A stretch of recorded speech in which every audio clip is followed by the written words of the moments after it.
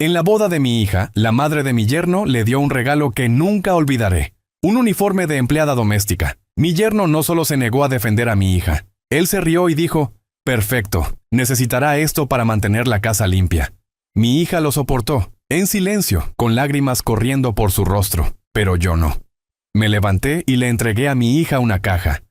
«Ahora abre mi regalo», dije. Cuando todos vieron lo que había dentro de esa caja, la habitación entera se quedó en un silencio de asombro. Deja un comentario. ¿Desde dónde nos estás viendo? ¿Qué hora es allí? Si este video te ha llegado, significa que necesitas escucharlo. Justo como la llamada de Ángela salvó la vida de mi hija, tu comentario podría salvarla de alguien más. 3 meses antes de la boda de Teresa, mi teléfono sonó. Era mi hermana Ángela, la más joven, aunque no habíamos hablado realmente en años. Su voz sonaba tensa, fracturada, como algo que no se había usado en mucho tiempo. «Bernardo, necesito decirte algo, antes de que sea demasiado tarde». Me reuní con ella esa tarde en una cafetería en el centro. Casi no reconocía a mi propia hermana. Ángela parecía haber envejecido una década en los 15 años desde la última vez que realmente la vi. No físicamente, aunque Dios sabe que se veía cansada. Era algo más profundo, como si alguien la hubiera borrado lentamente de adentro hacia afuera. Ella pidió un té de manzanilla y no lo tocó. «No tengo nada», dijo sin preámbulos. «No entiendes nada. La casa es de él. El auto es de él. La cuenta bancaria está toda a su nombre. Ángela, déjame terminar». Sus manos envolvieron la taza intacta. Le di todo. Mi carrera, mis amigos, mi familia. Y cuando finalmente pedí el divorcio, descubrí que le había dado todo lo que importaba. Me contó sobre Diana entonces, la madre de Alejandro. Cómo ella había animado a su hijo a proteger a Ángela. Cómo el control en el mundo de Diana era otra palabra para amor. 15 años, Bernardo, susurró Ángela. 15 años pidiendo permiso. Permiso para ver a mis amigos. Permiso para trabajar. Permiso para existir. Miré las manos de mi hermana temblar alrededor de esa taza y algo frío se asentó en mi estómago. Teresa se casa con Alejandro, dije con cuidado. Los ojos de Ángela se encontraron con los míos. Fue entonces cuando vi el miedo crudo y honesto. «Por eso te llamé», dijo. «Si no la proteges ahora, terminará exactamente como yo. Invisible, dependiente, atrapada». Se inclinó sobre la mesa y pude ver la desesperación en cada línea de su rostro. «Ella necesita su propia casa, Bernardo. Documentos legales. Algo con su nombre. Solo su nombre. Una ruta de escape. Ella necesita saber antes de que sea demasiado tarde que tiene opciones. Estás hablando de... Estoy hablando de darle lo que yo nunca tuve. Una salida». Conduje a casa esa noche con las palabras de Ángela dando vueltas en mi mente como buitres. Mi hermana, inteligente, exitosa, hermosa, se había convertido en una advertencia escrita en sus propios ojos cansados. Esa noche no pude dormir. Me senté en la mesa de mi cocina con una calculadora y una hoja de papel en blanco y tomé una decisión que cambiaría todo. Iba a hacer lo que mi padre debería haber hecho por Ángela. Iba a darle a mi hija una opción, incluso si me costaba todo. Yo tenía 67 años, una pensión, un auto y 3 meses. Así que hice lo que cualquier padre haría. Comencé a vender la vida que había construido. Lo primero que vendí fue el joyero de Margarita. Sostuve el cuero desgastado como si fuera sagrado. 40 años de matrimonio en mis manos, perlas, aretes de oro blanco, un pequeño anillo de diamantes. Le susurró una disculpa a mi difunta esposa y los vendí en 3 joyerías diferentes. Luego fue el viejo auto sedán. 8 años de arreglarlo yo mismo, conociendo cada crujido de su motor. Una pareja joven lo compró para su bebé. Les mostré cómo revisar el aceite y les dije que duraría para siempre si lo cuidaban. Entonces empecé a tomar el autobús. Mis pies dolían de formas que no recordaba que el dolor pudiera doler, pero cada dolor me recordaba a Teresa. Los fines de semana enseñaba computación básica a personas mayores, revisando correos, videos, llamando a nietos. La paga era mínima, pero era algo. 3 meses de agotamiento. 3 meses viviendo a base de café y determinación. Conocí a Jaime Ramírez en una pequeña oficina de abogados en el centro. Era preciso, cuidadoso, el tipo de abogado que quieres manejando algo tan importante. Le expliqué lo que quería, una casa bajo el nombre de Teresa solamente, sin excepciones, sin propiedad conjunta, sin cláusula de escape para su esposo. Jaime se quitó sus lentes de lectura y me miró directamente. Eso es inusual, Bernardo, y podría crear tensión en el matrimonio. Lo sé, dije, pero tiene que ser así. ¿Por qué? Le conté sobre Ángela, sobre 15 años de erosión invisible, sobre pedir permiso para existir. Jaime asintió lentamente. Entiendo. Asegurémonos de que esto sea blindado. Encontramos la casa en la avenida del Parque un martes por la tarde. Era pequeña, 2 pisos, un jardín modesto, una vista al agua desde el patio trasero. El agente inmobiliario quería mostrarme propiedades más grandes, pero negué con la cabeza. Esta era perfecta. Esta se sentía como libertad. Firmé los papeles 3 semanas antes de la boda. La casa ahora era legal y completamente solo de Teresa. Nadie podía quitársela, y ella ni siquiera sabía que existía. El día de la boda llegó en un borrón de flores blancas y trajes costosos. Me senté en la primera fila con una pequeña caja en el bolsillo de mi chaqueta, mi mano tocándola cada pocos minutos para asegurarme de que fuera real. Teresa se veía hermosa. Siempre lo hacía. Pero mientras la veía caminar hacia el altar, vi algo que no había querido ver. Un parpadeo de duda en sus ojos. Solo por un segundo. Justo lo suficiente para que mi instinto de padre lo reconociera como miedo. La recepción fue impecable, con servicio de comida, costosa, todo diseñado para impresionar. Diana se aseguró de que todos supieran que los Torres habían pagado por todo. Entonces Diana se puso de pie. Sostenía una caja envuelta en papel costoso. Sonrió esa sonrisa, esa que había llegado a reconocer. La sonrisa de alguien que está a punto de humillarte públicamente y llamarlo amor. Para nuestra nueva nuera, anunció lo suficientemente fuerte para que 200 personas escucharan. Algo práctico. Una esposa adecuada entiende su lugar. Abrió la caja lenta y deliberadamente. Un uniforme de empleada doméstica, azul marino con un delantal blanco. La habitación se quedó en silencio de una manera que hizo que mi sangre se helara. Alejandro se rió. Él realmente se rió y dijo, «Perfecto. Ella necesitará esto para mantener la casa limpia». Observé el rostro de mi hija. Vi sus ojos llenarse de lágrimas. La vi tratar de sonreír, tratar de fingir que esto era gracioso, tratar de hacer que estuviera bien. Fue entonces cuando me puse de pie. No me apresuré. No estallé. Simplemente me levanté lenta y deliberadamente, y cada ojo en ese salón de baile se volvió hacia mí. Caminé hacia mi hija. Tomé el uniforme de las manos de Alejandro y lo tiré sobre la mesa. Luego saqué la pequeña caja del bolsillo de mi chaqueta. Mi hija merece un regalo real, dije con voz firme y clara. Abrí la caja y le entregué a Teresa la escritura. Sus manos temblaban mientras la tomaba.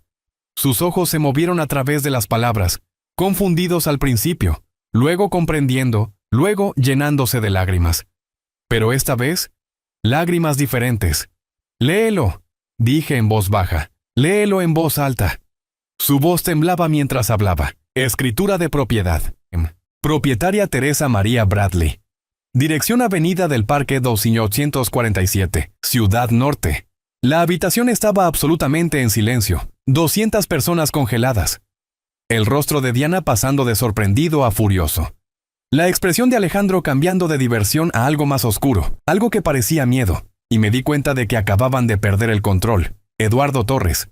El padre de Alejandro se levantó lentamente. Tenía 72 años y pude ver 40 años de arrepentimiento escritos en su rostro.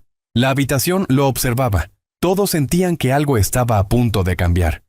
Caminó hacia donde estaba sentada Teresa. Todavía sosteniendo la escritura, todavía temblando. La miró con una expresión que no pude leer del todo, algo entre orgullo y profunda tristeza. «Eres una joven afortunada», dijo en voz baja. «Una joven muy afortunada». Teresa lo miró confundida. Los ojos de Eduardo se movieron hacia mí. Mi hija nunca tuvo este tipo de fortuna. La recepción se había quedado completamente en silencio. 200 personas habían aprendido a contener la respiración. Mi hija se casó joven. Eduardo continuó con su voz firme, pero espesa con algo que reconocí como dolor. Se casó con un buen hombre. Eso es lo que todos le dijimos. Un buen proveedor. Una buena familia. Pero los hombres buenos aún pueden ser igual de controladores. Diana se movió en su asiento. Podía verla entendiendo hacia dónde iba esto. 15 años, dijo Eduardo. 15 años pidiendo permiso. Permiso para ver a sus amigos. Permiso para trabajar. Permiso para ser ella misma. Él me miró de nuevo. Cuando finalmente se fue, no tenía nada, ni casa, ni ahorros, ni opciones. Y yo... Él hizo una pausa. Su mandíbula se tensó. Debí haber hecho lo que tú acabas de hacer. Debí haberla protegido de la manera en que estás protegiendo a tu hija. Puso su mano en mi hombro. Su agarre era firme y pude sentir el peso de todos esos años desperdiciados. Hiciste lo correcto, Bernardo, dijo. Siento que mi hijo no sea mejor. Fue entonces cuando Diana explotó. Ernesto. Su voz restalló como un látigo. ¿Cómo te atreves? Esta es nuestra familia. Eduardo se volvió para enfrentar a su esposa. Por un momento cruzaron miradas. Pude ver algo cambiar entre ellos, algo que probablemente se había estado construyendo durante décadas. Simplemente se volvió a sentar, no se defendió, no discutió, solo se sentó y dirigió su atención a su plato, descartando completamente la indignación de su esposa. Y fue entonces cuando vi el rostro de Alejandro cambiar verdaderamente. La sonrisa había desaparecido, su mandíbula se tensó, sus ojos se oscurecieron con algo que parecía menos amor por su nueva esposa y más cálculo. Se inclinó y le susurró algo a su madre. Algo urgente y bajo. No necesité escuchar las palabras. Ya sabía lo que estaba pensando. Había perdido el control de la narrativa. Había perdido el apoyo público de la familia. Y acababa de darse cuenta de que la casa que su nueva esposa poseía, la casa que ella no sabía que existía hasta esta noche, acababa de convertirse en una línea que no podía cruzar. Acababa de convertirse en nuestro enemigo. Después de la luna de miel, me di cuenta de que estaba perdiendo a mi hija. La primera señal fue simple. Sus llamadas telefónicas se volvieron más cortas, donde solía hablar sin parar sobre su semana, lo gracioso que sucedió en el trabajo, una nueva receta. Ella intentó ese sueño que tenía sobre viajar a Costa Rica. Ahora solo había monosílabos. Hola, papá. ¿Cómo estás, cariño? Bien. Alejandro me necesita. Clic. Me dije a mí mismo que era normal. Los recién casados necesitaban tiempo juntos. Me convencí de que no me estaban empujando fuera. Simplemente estaba haciendo espacio. Pero entonces Beatriz me llamó. Beatriz Cole había sido la mejor amiga de Teresa desde la secundaria. Habían trabajado juntas en la misma firma de marketing. La voz de Beatriz en el teléfono era cautelosa, como si estuviera probando el hielo antes de pisarlo. Bernardo probablemente no debería llamar, pero Teresa me pidió que no la contactara más. Mi estómago se desplomó. ¿Qué? Espera. Alejandro dijo que sus amistades estaban afectando su matrimonio. Dijo que necesitaba concentrarse en ser una esposa ahora. Y Teresa. Beatriz hizo una pausa. Teresa simplemente estuvo de acuerdo. Así como así. Fue entonces cuando conduje a la casa de Teresa sin avisar. Ella abrió la puerta y llevaba ropa que nunca había visto antes. Conservadora. Apagada. Nada como la mujer colorida y segura que conocía. Su cabello estaba recogido con fuerza. Se veía más pequeña de alguna manera. «Hola, papá», dijo. Pero sus ojos se movieron detrás de ella para verificar si Alejandro estaba mirando. «¿Cómo está el trabajo?», pregunté casualmente como si no supiera ya que algo andaba mal. «Oh, renuncié, en realidad. Mi corazón hizo algo que dolió. Renunciaste, Teresa. Amabas ese trabajo. Lo sé, pero Alejandro piensa que es mejor si me preparo para el futuro. Para los niños. Él quiere que me concentre en el hogar». Lo dijo todo muy calmada, demasiado calmada, como si lo hubiera ensayado. Esa noche llamé a Natalia, mi hermana, mi sistema de apoyo, y le conté todo. Las llamadas telefónicas acortadas, las amistades terminadas, el trabajo abandonado, la forma en que Teresa no podía mirarme a los ojos más. Natalia se quedó callada por un largo momento. «Eso es abuso clásico, Bernardo», dijo finalmente. «Aislamiento. Sin trabajo significa sin dinero. Sin dinero significa sin independencia. Sin independencia significa sin escape. Él la está aislando». Dije la realidad de ello cayendo sobre mí como una ola. «Él está construyendo una jaula», corrigió Natalia. «Y la peor parte, ella no puede ver los barrotes todavía». Colgué el teléfono temblando. Todos esos documentos legales. Toda esa planificación. La casa por la que había sacrificado todo y no significaba nada si mi hija tenía demasiado miedo, demasiado aislada, demasiado dependiente para usarla. Alejandro había aprendido algo de la humillación pública de su familia. Había aprendido a trabajar en silencio, a controlar no a través de grandes gestos, sino a través de pequeñas erosiones diarias, estructuras de permiso, inanición financiera, aislamiento social. La casa en Avenida del Parque estaba vacía a su nombre, y ella estaba desapareciendo de todos modos. Me di cuenta esa noche de que la escritura sola no era suficiente. Mi hija no solo necesitaba una salida, necesitaba saber que merecía tomarla. Nos sentamos en la oficina de Jaime Ramírez en una tarde gris de martes, el mismo abogado que redactó la escritura de la casa hace 3 meses. Solo que esta vez no estábamos allí para asegurar el futuro de Teresa. Estábamos allí para salvar su presente. Teresa estaba nerviosa mirando la puerta constantemente. Cuando Jaime entró, profesional y amable de esa manera a medida que los abogados aprenden a ser, ella se tensó. «¿Alejandro sabe que estás aquí?», pregunté en voz baja. «No», susurró Teresa. «Él piensa que estoy en una cita médica». Jaime colocó la escritura de la casa sobre la mesa. «Esta propiedad es tuya completamente, legalmente. Tu esposo no tiene reclamo sobre ella. No esperó a que ella lo absorbiera. Él monitorea tu teléfono, tu ubicación, tus amistades». Teresa asintió a cada pregunta, las lágrimas llenando sus ojos. «Lo que estás describiendo es abuso psicológico», dijo Jaime. «Es ilegal. El amor no aísla, el amor no controla». «Pero él dice que me ama», dijo Teresa con la voz quebrándose. «Él me está protegiendo». «La protección no se ve como una prisión», respondió Jaime. «Esto es control, nada más». Sacó otro documento. «¿Quieres solicitar el divorcio?». Teresa me miró. En ese momento vi a mi hija reconocerse a sí misma de nuevo. No como la esposa de Alejandro, sino como Teresa. «Sí», susurró. Nos fuimos con los papeles 1 hora después. Cuando entramos en la entrada de autos, mi estómago se desplomó. El auto de Alejandro ya estaba allí. Él supo que algo andaba mal en el momento en que entramos. Sus ojos se movieron de Teresa a mí. Calculadores, depredadores. ¿Dónde han estado? Antes de que ella pudiera responder, vio el sobre. Agarró su bolso, sacó los papeles de divorcio, leyó la primera línea. Su rostro se transformó en algo más oscuro que la ira. Bah, papeles de divorcio. Su voz era apenas un susurro. Agarró el brazo de Teresa y tiró de ella hacia las escaleras. «Arriba, ahora». «Alejandro, por favor». La arrastró al dormitorio y cerró la puerta de golpe. El cerrojo giró desde afuera. Escuché a Teresa golpear la puerta. «Alejandro, déjame salir». Nada. No dudé.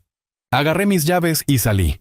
Alejandro no me detuvo. Me senté en mi auto, estacionado calle abajo, con el motor en marcha, el teléfono en mi mano temblorosa. No podía dejar a mi hija sola con él. No ahora.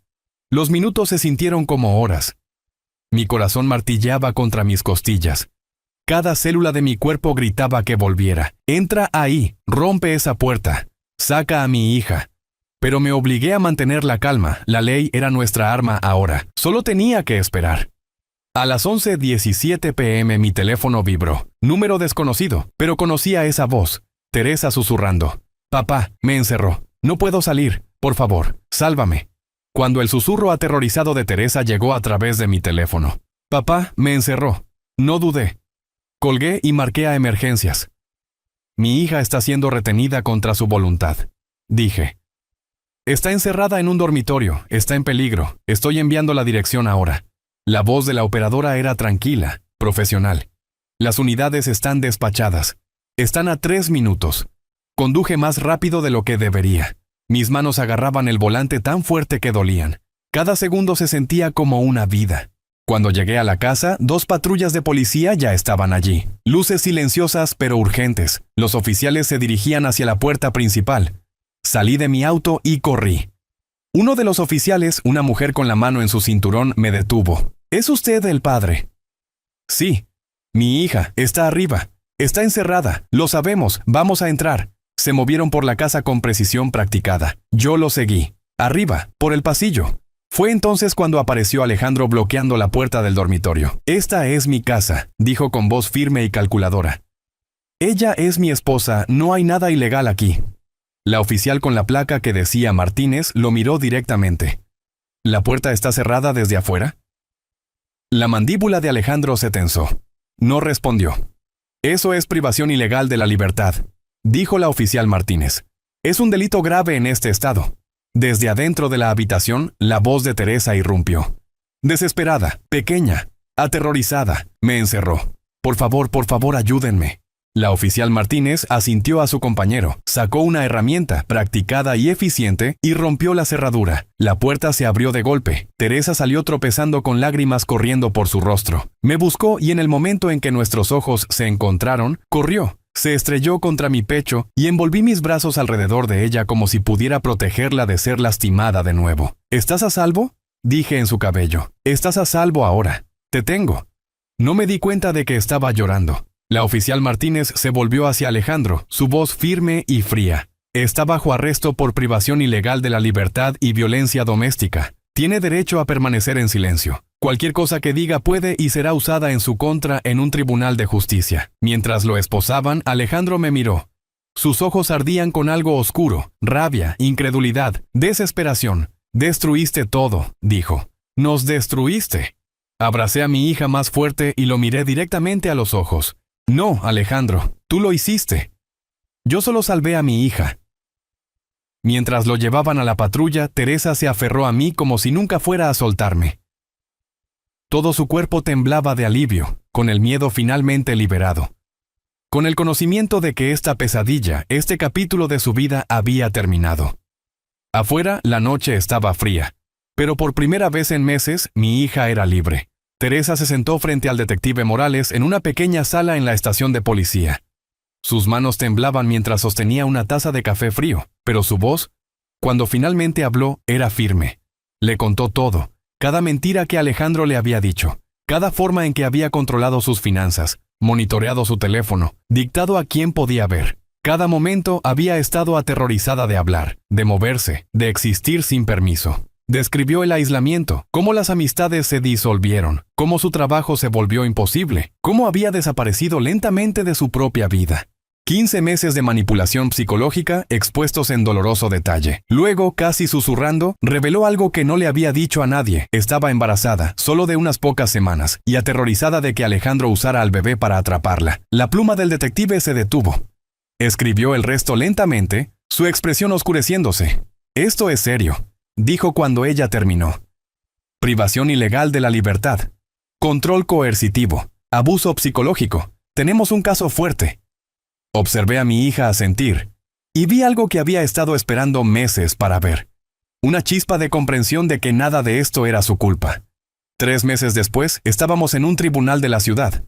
Jaime Ramírez estaba junto a Teresa, tranquilo y preparado. Al otro lado de la sala, Alejandro estaba sentado con su abogado, un hombre con un traje costoso que seguía susurrando estrategias. La jueza entró severa, compuesta, familiarizada con casos como este. El abogado de Alejandro argumentó primero. Insistió en que ella podría haberse ido. Afirmó que la puerta no estaba cerrada con llave. Sugirió que sus miedos eran exagerados. Lo pintó como un matrimonio con problemas, no un crimen. Cuando terminó, Jaime Ramírez se levantó. Su señoría, dijo con voz firme. La privación ilegal de la libertad no siempre es física, es cautiverio psicológico. Mi cliente fue monitoreada constantemente. No tenía dinero. Su esposo controlaba cada decisión. Sin trabajo, él la convenció de renunciar. Fue aislada de toda fuente de apoyo, amigos, familia, todos eliminados. Hizo una pausa. Ese no es un matrimonio difícil, eso es un crimen. Y el embarazo temprano de la señora Bradley la hacía aún más vulnerable. La jueza se inclinó hacia adelante. Señor Torres, dijo mirando directamente a Alejandro, ¿tiene algo que decir? La mandíbula de Alejandro se tensó. Permaneció en silencio. La jueza asintió. Basado en la evidencia del reporte del detective Morales y el testimonio proporcionado, este tribunal otorga el divorcio por motivos de violencia doméstica y abuso psicológico. La propiedad en Avenida del Parque Don 847 sigue siendo propiedad exclusiva de Teresa María Bradley. La custodia total de cualquier niño nacido de este matrimonio va a la señora Bradley. El señor Torres pagará manutención infantil según se requiera. Se emite una orden de restricción permanente, sin contacto, sin comunicación. El mazo cayó agudo y final. Alejandro se quedó de pie con el asombro parpadeando en su rostro. Su abogado susurró urgentemente, pero él no lo escuchó. Miró fijamente a Teresa. Ella encontró sus ojos sin miedo por primera vez. No ira, claridad. Afuera del tribunal, Teresa bajó los escalones de mármol sosteniendo los papeles de divorcio. El sol de la ciudad se sentía demasiado brillante después de meses de oscuridad. El viento levantó su cabello y por un momento se pareció a sí misma de nuevo. Me encontró esperando. No hablamos, solo nos abrazamos. Ella lloró, no de miedo, no de desesperación, sino de liberación, supervivencia. Se acabó, papá, susurró. No, dije suavemente. Ahora comienza la sanación. Esa noche durmió en mi apartamento por primera vez en casi 2 años. Se quedó dormida en mi sofá bajo una manta que había comprado cuando no sabía si ella sobreviviría a esto. Me senté a su lado con la mano en su hombro, asegurándome de que supiera que no estaba sola. Por primera vez desde la llamada de advertencia de Ángela 3 años antes, sentí algo cercano a la paz. La pesadilla había terminado. Mi hija era libre, y dentro de esa libertad, su bebé, una nueva vida, esperaba llegar. Incluso mientras dormía, podía ver cómo el agotamiento se aferraba a ella, el tipo que se asienta en una persona después de años de tener miedo de respirar. Sin embargo, debajo de eso había algo nuevo tomando forma. Una firmeza, una resolución tranquila. No solo estaba escapando más, estaba reconstruyendo, estaba protegiendo al niño que crecía dentro de ella. Un niño concebido en la oscuridad, pero ahora llevado a la luz. Me di cuenta entonces de que la libertad no era solo la ausencia de Alejandro, era el comienzo de una vida donde finalmente se pertenecía a sí misma de nuevo, y merecía cada momento de ello. 6 semanas después de que finalizara el divorcio, Teresa dio a luz a Aurora en una mañana de martes a fines de la primavera. Cuando la enfermera puso a esa pequeña niña en mis brazos, me derrumbé por completo. Era perfecta, completa, imposiblemente perfecta. 10 dedos en las manos, 10 dedos en los pies, ojos que aún no habían aprendido lo que el mundo podía hacerles, y ella era libre. Teresa yacía en la cama del hospital, agotada pero radiante. «Está aquí, papá», susurró. «Aurora está aquí». Miré a mi hija, luego a mi nieta, y finalmente entendí por qué había vendido todo, por qué había sacrificado las joyas de mi esposa, nuestro auto, mi orgullo, mi sueño. ¿Por qué me había sentado en un auto vigilando una casa oscura a medianoche? Y ella es libre, dije. Ella nunca sabrá lo que se siente pedir permiso para existir. 3 semanas después, Teresa llegó a casa, a la casa de Avenida del Parque. Se movió por esas habitaciones, tocando lentamente las paredes, como si se estuviera familiarizando de nuevo con la libertad. Aurora dormía arriba, y Teresa se encontró en el jardín, el que nunca había tenido tiempo de notar durante esos meses oscuros. Se sentó en el banco que le había comprado y se rió. Fue una risa real. No el sonido cuidadoso y controlado que había perfeccionado durante su matrimonio. No la cortesía agotada de una mujer fingiendo estar bien. Era genuina, sin reservas, suya. La observé desde la ventana de la cocina y sentí que algo que había estado cargando se aflojaba dentro de mi pecho. Mi hija estaba volviendo a sí misma. 3 meses después del nacimiento de Aurora, Teresa regresó al trabajo. Volvió a la firma de marketing, donde primero se había convertido en sí misma, antes de Alejandro, antes del aislamiento, antes de la jaula invisible. Su jefe la llamó a su oficina en su primer día de regreso. «Teresa», dijo, «queremos que sepas cuánto valoramos tenerte aquí. Y queremos valorarte más». Le ofreció un ascenso, directora de estrategia creativa, autonomía total, un aumento significativo. Teresa aceptó sin dudarlo. Por primera vez en casi 3 años tenía control sobre su propio futuro. Organizó el cuidado de la niña, construyó una rutina. Recordó lo que se sentía ser necesitada por sus talentos, no poseída por su cumplimiento. Una tarde, mientras Teresa reorganizaba el jardín con Aurora jugando cerca, un hombre se acercó. Javier, un maestro en la guardería de Aurora. Era amable de la manera en que las personas genuinamente amables lo son. Le pidió la opinión a Teresa. Escuchó sus respuestas. Nunca decidió nada por ella. «¿Te gustaría tomar un café alguna vez?», preguntó con cuidado. «Solo si quieres, sin presión». Teresa lo miró, realmente lo miró, a sus ojos gentiles, a la forma en que se mantenía atrás y le daba espacio en lugar de acercarse demasiado. «Me gustaría eso», dijo ella. «Me gustaría ver a dónde va esto».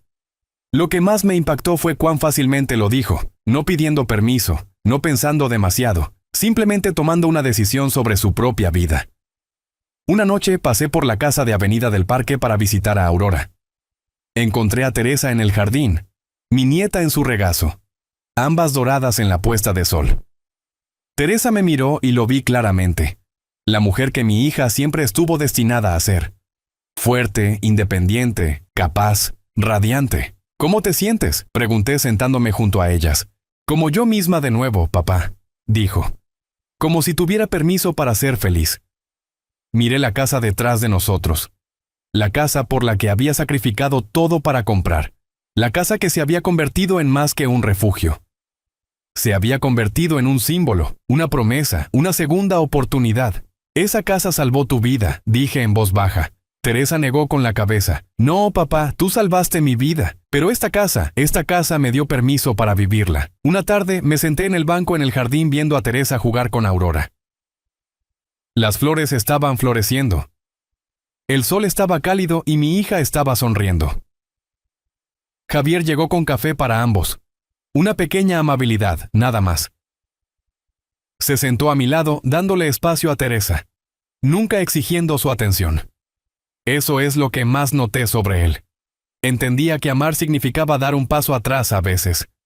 Teresa sostuvo a Aurora en alto, señalando el jardín. Mira las flores, bebé. Solo florecen cuando son libres de crecer. Aurora rió con un sonido claro y sin miedo que resonó a través del jardín. Teresa bajó a su hija y la vio explorar el césped. Luego se volvió hacia mí. Y vi algo en sus ojos que había estado esperando meses para ver: claridad. ¿Sabes qué es especial sobre esta casa, Aurora?, preguntó Teresa arrodillándose junto a su hija. Aurora negó con la cabeza, concentrándose en una flor. Es tuya, dijo Teresa. Solo tuya. Y cuando crezcas nadie puede quitártela. Hizo una pausa, dejando que eso se asimilara no solo para Aurora, sino para ella misma. Vas a tener opciones, bebé, continuó Teresa. Siempre opciones. Sobre dónde vives, a quién amas, cómo pasas tus días. Opciones. Sentí lágrimas formándose detrás de mis ojos. Teresa me miró y asintió lentamente como si finalmente estuviera diciendo algo que había estado guardando dentro durante mucho tiempo. Eso es lo que tu abuelo me dio, Aurora, dijo. No solo una casa. Libertad. Se puso de pie y me abrazó. Podía sentir su fuerza ahora. No la fuerza frágil de supervivencia de alguien que aguanta, sino la fuerza sólida de alguien que se había encontrado a sí misma de nuevo. La mano de Javier descansaba suavemente en su hombro. No posesiva, no controladora, simplemente presente. Estoy orgulloso de ti, le susurré a Teresa. ¿Muy orgulloso? Lo sé, dijo, y lo decía en serio. Ella ya no estaba esperando validación externa. Conocía su propio valor. Los observé allí en el jardín, mi hija, mi nieta, y un hombre que entendía que amar a alguien significaba dejarlo ser libre. 3 generaciones de mujeres. Una que enseñó a su hija sobre la independencia a través del sacrificio. Una que había luchado su camino de regreso a la libertad. Y una que nunca tendría que luchar en absoluto. Mi trabajo estaba hecho. Teresa ya no necesitaba que yo la salvara. Podía salvarse a sí misma. Me levanté para irme, listo para ir a casa y descansar. Mis huesos dolían. Mi corazón se sentía más ligero de lo que lo había hecho en años. «Papá, espera», llamó Teresa. «Necesito decirte algo». Me volví, preguntándome qué más necesitaba decir mi fuerte y hermosa hija. Teresa me alcanzó en la puerta del jardín, tomó mi mano, algo que no había hecho libremente en tanto tiempo, y la sostuvo con fuerza. «Necesito que sepas una cosa, papá», dijo. Me volví para enfrentar a mi hija, y la vi claramente. Fuerte, libre, ella misma. «Ese uniforme de empleada», dijo Teresa. «El que Diana puso en esa caja. El que ella esperaba que yo usara. Nunca lo usé, papá. Y nunca lo haré. Lo sé, cariño. Pero eso no es lo que quería decirte», continuó Teresa. Sus ojos estaban firmes. «Quería decirte que me diste más que solo una casa. Me diste un mensaje». Apretó mi mano. «Me dijiste que tenía opciones, que tenía una ruta de escape, que yo importaba, que merecía protección, que era libre». Sentí que venían las lágrimas, pero las dejé. No había vergüenza en que un padre llorara por su hija.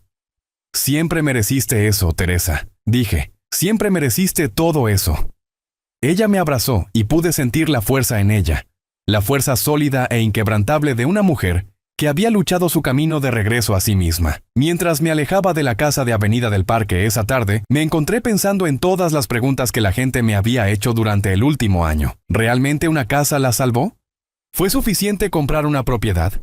La respuesta que había aprendido era no. No fue la casa. Fue el mensaje que la casa llevaba. Tienes opciones. Tienes una ruta de escape. Tú importas. Esas fueron las palabras que salvaron a mi hija.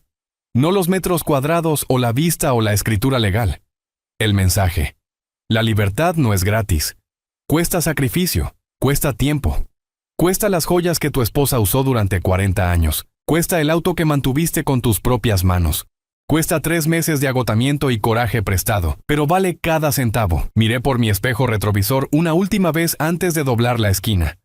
Teresa estaba de vuelta en el jardín con Aurora y Javier. Mi nieta se estaba riendo con un sonido claro y sin miedo.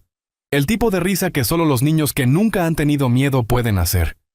Mi hija estaba enseñándole a su hija lo que yo le había enseñado, que la libertad no es negociable, que las opciones no son lujos, que cada mujer merece saber desde el momento en que entra en este mundo que tiene opciones. Ese uniforme de empleada nunca sería usado, y eso me di cuenta era la mayor victoria que un padre podría conocer.